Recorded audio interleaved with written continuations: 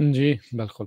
ਅਗਲੀ ਗੱਲ ਕਰੀਏ ਸੁਪਰੀਮ ਕੋਰਟ ਨੇ ਕੈਲੀਫੋਰਨੀਆ ਦਾ ਜਿਹੜਾ ਬੈਨ ਸੀਗਾ, ਜਿਸ ਨੂੰ ਇਹ ਅਨਐਥੀਕਲ ਪੋਰਕ ਆਖ ਰਹੇ ਸੀਗਾ, ਜਿਹੜਾ ਪ੍ਰੋਪੋਜੀਸ਼ਨ 12 ਦੇ ਤਹਿਤ ਸੀਗਾ, ਉਸ ਨੂੰ ਅਪਹੋਲਡ ਕਰ ਦਿੱਤਾ, ਯਾਨੀ ਕਿ ਬੈਨ ਬਰਕਰਾਰ ਰਹੂਗਾ। 4 ਦੇ ਮੁਕਾਬਲੇ 5 ਜਸਟਿਸਿਸ ਨੇ ਇਸ ਬੈਨ ਨੂੰ ਅਪਹੋਲਡ ਕਰਨ ਦੇ ਲਈ ਆਪਣਾ ਡਿਸੀਜਨ ਜਿਹੜਾ ਉਸ ਹੱਕ ਦੇ ਵਿੱਚ ਦਿੱਤਾ।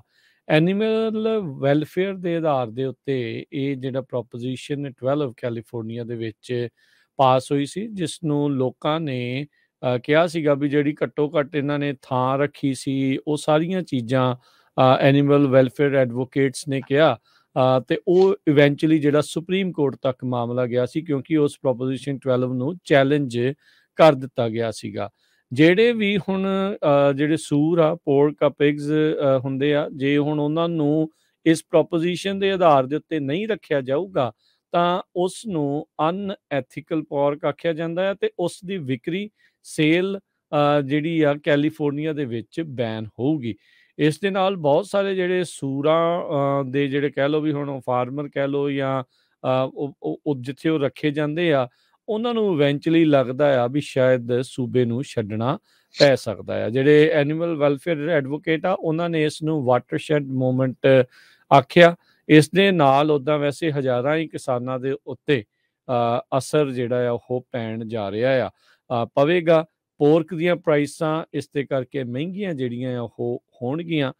ਅਮੈਰੀਕਨਸ ਨੂੰ ਕਹਿੰਦੇ ਆ ਵੀ ਇਵੈਂਚੁਅਲੀ ਇਸ ਦਾ ਪੇ ਕਰਨਾ ਪਊਗਾ। ਕਹਿੰਦੇ ਵੀ ਮਿਲੀਅਨਸ ਆਫ ਜਿਹੜੇ ਪਿਗਸ ਇਸ ਟਾਈਮ ਪ੍ਰੈਗਨੈਂਟ ਆ, ਤੇ ਉਹਨਾਂ ਉੱਤੇ ਇਹ ਜਿਹੜੀ ਪ੍ਰੋਪ 12 ਆ ਉਹ ਲਾਗੂ ਹੁੰਦੀ ਆ।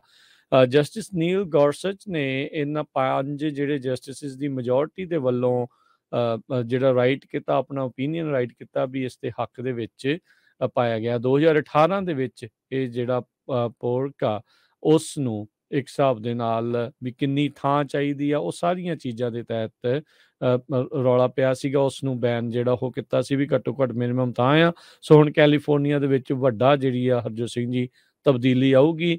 ਮੁਲਕ ਦੇ ਵਿੱਚ ਜਿਹੜੀ ਪੋਰਕ ਇੰਡਸਟਰੀ ਆ, $20 ਬਿਲੀਅਨ ਦੀ ਇੰਡਸਟਰੀ ਆ, ਤੇ ਇਹਨਾਂ ਨੇ ਆਰਗਿਊ ਕੀਤਾ ਸੀਗਾ ਵੀ ਇੱਦਾਂ ਦੇ ਕਾਨੂੰਨ ਆਉਣ ਦੇ ਨਾਲ, ਰਿਸਟ੍ਰਿਕਸ਼ਨਸ ਜਿਹੜੀਆਂ ਲੱਗਣ ਦੇ ਨਾਲ ਕਾਫੀ ਜ਼ਿਆਦਾ ਜਿਹੜਾ ਆ ਉਹ ਅਸਰ ਪਊਗਾ।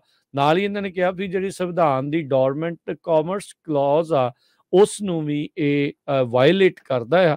ਪਰ ਅੱਜ ਇਵੈਂਚੁਅਲੀ ਸੁਪਰੀਮ ਕੋਰਟ ਨੇ ਉਸ ਪ੍ਰੋਪ ਦੇ ਹੱਕ ਦੇ ਵਿੱਚ ਤੇ ਇਹ ਸਾਰੀਆਂ ਚੀਜ਼ਾਂ ਨੂੰ ਲੈ ਕੇ ਜਿਹੜਾ ਉਹ ਫੈਸਲਾ ਸੁਣਾ ਦਿੱਤਾ ਆ। 13% US ਦਾ ਜਿਹੜਾ ਪੋਰਕ ਆ, ਉਹ ਕੈਲੀਫੋਰਨੀਆ ਦੇ ਵਿੱਚ ਕੰਜ਼ਿਊਮ ਹੁੰਦਾ ਆ, ਪਰ ਇੱਥੇ ਪ੍ਰੋਡਿਊਸ ਓਵਰਆਲ ਜਿਹੜਾ ਪੋਰਕ ਦੀ ਪ੍ਰੋਡਕਸ਼ਨ ਆ, ਪੂਰੇ US ਦੇ ਮੁਕਾਬਲੇ 1% ਹੁੰਦੀ ਆ। ਕੈਲੀਫੋਰਨੀਆ ਦੇ ਵਿੱਚ ਹੁਣ ਕਹਿ ਲਿਓ ਵੀ ਜਿਹੜੇ ਪਿਗ ਦਾ ਬੇਕਨ ਖਾਣ ਦੇ ਜਿਹੜੇ ਕਾਈਂਡ ਆਫ ਸ਼ੌਕੀਨ ਆ, ਉਹਨਾਂ ਨੂੰ ਹੁਣ ਥੋੜਾ ਜ਼ਿਆਦਾ ਡਾਲਰ ਜੇਬ ਚੋਂ ਕੱਢਣੇ ਪੈ ਸਕਦੇ ਆ।